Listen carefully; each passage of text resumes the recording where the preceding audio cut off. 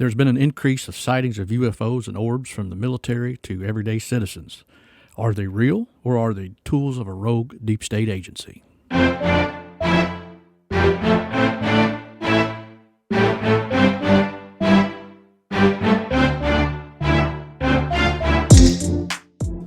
So this next clip is from a scientist that claimed to work on the blue beam technology. I'll put a link down in the show notes so you can see the original video if you'd like. Yeah, I can actually talk about that one, but that is it's really bad. But you know the people that see orbs in the sky, go around that fly faster. UFOs. UFOs. Yeah, there's Navy pilots. There's multiple Navy pilots who talk about they got their, so they were flying F-18s. These Navy pilots, and one of them's coming in here in 2 weeks. He's Ryan Graves. Okay. He's a Navy pilot flying off the coast of North Carolina, and they got their radar upgraded on their F-18s, and all of a sudden they were seeing these things darting around on their radar. Okay.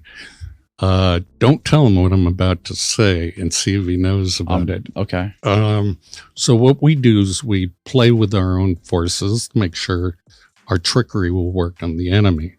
And those are directed energy weapons of where we do intersecting beams or focus beams into the atmosphere.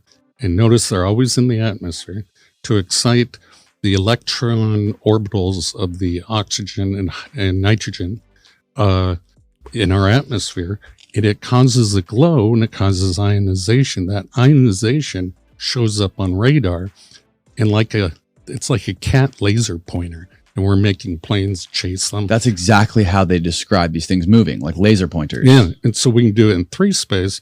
We can make it look like in 3-dimensional space. Yeah, and we can make it look like an entire fleet is about to drop bombs on, let's say, Europe, and then just have them disappear. And they get all their planes up in the air, and we attack them from the other direction, assuming we're attacking Europe. Who is doing this?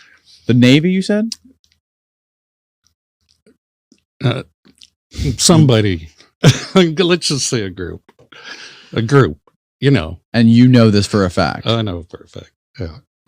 So anyway, don't tell your guests. A group within the U.S. government. Yeah, okay, we'll leave it at that. Yes. And is this something that could be seen with the naked eye, or yes, was this something because that was only... it glows? It glows, so it would be seeable. You can see it by the naked eye, and it would leave a radar trace. So it's perfect as a deception. You can make them cigar shape. You can alter it somewhat. And I worked on holography quite a bit, but nothing is detailed. Holograms? Yeah, holograms in 3-dimensional space. There's a Japanese company, so I can talk about they use femto pulsed lasers to create touchable holograms. Tiny little laser beams that excite the air and their midpoints, and then create different colors. I'm saying they can just create, little orbs and split them up and make them do cool things, and the razzle dazzle, shock and awe, back to war. Right. And you asked me about Project Bluebeam. Well, that's what it's about, and it involves the voice of God weapons that I was talking about. Project Bluebeam does. And this got leaked. So it probably won't have the effect, and they probably won't do it. But if you wanted to bring the world together, as President Reagan said in several UN speeches, you would have a common enemy like evil aliens attacking. We forget our differences and we fight against it.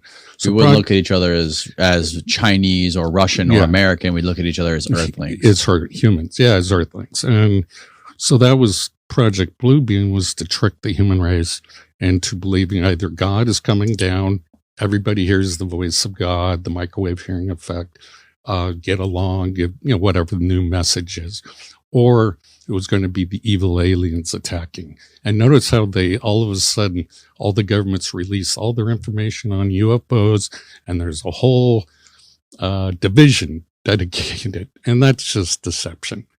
You think it's all deception? I think it's all deception. Really? Yeah. We may be closer than ever to recreating some of the most iconic tech in sci-fi history. Help me, Obi-Wan Kenobi. You're my only hope. We've seen hologram technology move leaps and bounds over the last few years. Now, researchers from the Interact Lab at the University of Sussex have created three-dimensional holograms you can hear and even feel. Nature reporter Lizzie Gibney saw this acoustic display up close. She said the images don't flicker in real life like they do on video. But here's where it gets really cool. The speakers can also make the beat vibrate to produce different sound waves, which means these images can freaking talk. 3, 2, 1, 0. So this explains why phantom aircraft can move around at high speeds and make 90-degree turns and also appear on thermal imagers. Other nations may have their own version of this technology. In the early 1990s, the Russians claimed that they could produce glowing plasmoids at a high altitude using high-powered microwaves or laser beams. These were intended to disrupt the flight of ballistic missiles and answer the planned American Star Wars of the 1980s. Hey, if you'd like to help support the podcast so we can grow, I have a couple of books. The links are down in the show notes. One of them is Understanding the Bible Made Easy, and the other one is a Bible study for women. You can buy them both on Amazon, so the links will be in the show notes. We appreciate you, and we'll see you next week.